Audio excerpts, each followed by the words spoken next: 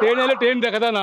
লাকসামতে আখাউড়া পর্যন্ত এর মধ্যে 59টা অবৈধ লেভেল ক্রসিং আছে, যা হচ্ছে ম্যাক্সিমাম কি প্রায় সবই এলজিডি কর্তৃপক্ষ নির্মাণ করছে। আমি মনে করি রেলওয়ে কর্তৃপক্ষ সকলে আমার সহযোগিতার মাধ্যমে এই ধরনের দুর্ঘটনা না হয় এটা আমরা সবাই কামনা করতেছি। তো দায়িত্ব অবহেলা করে দেখি তো এই দুর্ঘটনাগুলো হয়। দায়িত্বগুলো যেহেতু ঠিকঠাক মতো পালন করে নতুন সরকার যেহেতু মানে তাদেরকে একটু ভালো করে প্রোটেক্ট করে, এগুলোই আমরা চাচ্ছি। রেলমন্ত্রী সে মানে ওনার কাছে এইটাই আমাদের দাবি আর কি। ঘটনা যে হচ্ছে এখানে, এই লাইনম্যান এখানে না থাকার কারণে আর এই লাইনটা বন্ধ। রশি দিয়ে দেখতাম গেটম্যান আসছিল, এখানে গেটম্যান আসছিল এবং কি ট্রেন আসলে রশি দিত। তো আজকে 2 দিন আবারই নাই, আজকে 2 দিন নাই। এবং কি অটো, মিশুক, সিনজির ট্রেন এলে ট্রেন দেখা যায় না। ওই যে ট্রেন টুনে যা জামালা ট্রেন এলে দেখা না, গেট যদি না ফালায় তাহলে আঙ্গ সমস্যা হয়ে গিয়ে আমাদের মধ্যে ক্লিয়ার।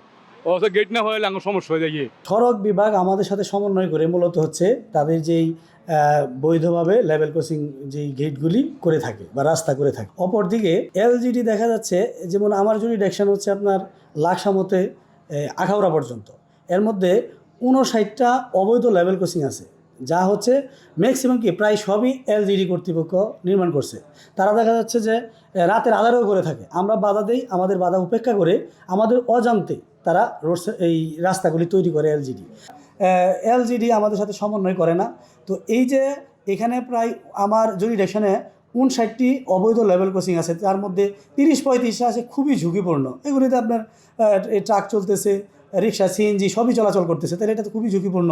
কিন্তু এই দায়ভার তো আমরা রেলওয়ে কর্তৃপক্ষ নিব না। এটা দায়ভার তো এলজিডি কোনোভাবেই এড়াইতে পারে না, কারণ তারা কেন এই অবৈধভাবে আমাদের রেল লাইন ক্রস করে? তারা তো আমাদের কাছে বৈধভাবে রেল মন্ত্রণালয়ের অনুমোদন নিয়ে করতে পারে, কিন্তু তারা তো সেটা করে না। আমরা কিন্তু কুমিল্লায় যে এলজিডি এবং রেলওয়ে কর্তৃপক্ষের মাধ্যমে এটাকে একটা সার্ভে করা হয়েছিল, এটা প্রায় 2 বছর আগে।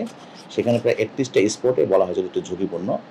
তো এই বিষয়ে পদক্ষেপ নেওয়ার জন্য সংশ্লিষ্ট আমাদের যে কর্তৃপক্ষ, অর্থাৎ আমাদের এলজিডি সদর দপ্তরে লেখা হয়েছিল, এবং বাই দি টাইম কিছু বিষয় বাই দি টাইম ইমপ্রুভ হয়ে গেছে। আমি যদি 3 মাস আগে আসছি, এখন আমি আমার উপজেলা ইঞ্জিনিয়ারের মাধ্যমে সর্বশেষ এই তথ্যগুলো আপডেট করে আমি এগুলো বিষয়ে কী করণীয় যায় আমার কর্তৃপক্ষের কাছে আমি এই বিষয়ে ব্যবস্থা নেওয়ার জন্য অনুরোধ করব। আর এই বিষয়ে আমি মনে করি রেলওয়ে কর্তৃপক্ষের সকলে আমার সহযোগিতার মাধ্যমে এই ধরনের দুর্ঘটনা না হয় এটা আমরা সবাই কামনা করতেছি। আপনারা যেটা বললেন যে সমন্বয় করে 31টা মোট ঝুঁকিপূর্ণ জায়গা এই লেভেল কোর্স আমরা অবৈধ লেভেল কোর্স আপনারা চিহ্নিত করতে পেরেছেন, সেই বিষয়ে আসলে আপনারা কি ওই সময়টা 2 বছর আগে কি ধরনের পদক্ষেপ নিয়েছেন, কার বরাবর আমাদের এই প্রতিবেদনটা জমা দিয়েছেন, সেটা যদি একটু ক্লিয়ার করে বলতেন। হ্যাঁ, যে 31টি স্পট আমাদের যে সিলেক্টেড হয়েছিল সেই বিষয়ে সংশ্লিষ্ট আমাদের এলজিডি প্রধান প্রকৌশলী বরাবর আমাদেরকে এই বিষয়ে একটা পদক্ষেপ নেওয়ার জন্য এটা এখান থেকে চাওয়া হয়েছিল, এবং বাই দি টাইম কোনো জায়গায় হয়ে গেছে, এবং কি এখন বর্তমান কী সিচুয়েশন আছে, কোথায় বাকি আছে সেটা আমি আপডেট করে আপনার রিসেন্টলি আমরা পরবর্তীতে আপনার জানাতে পারবো।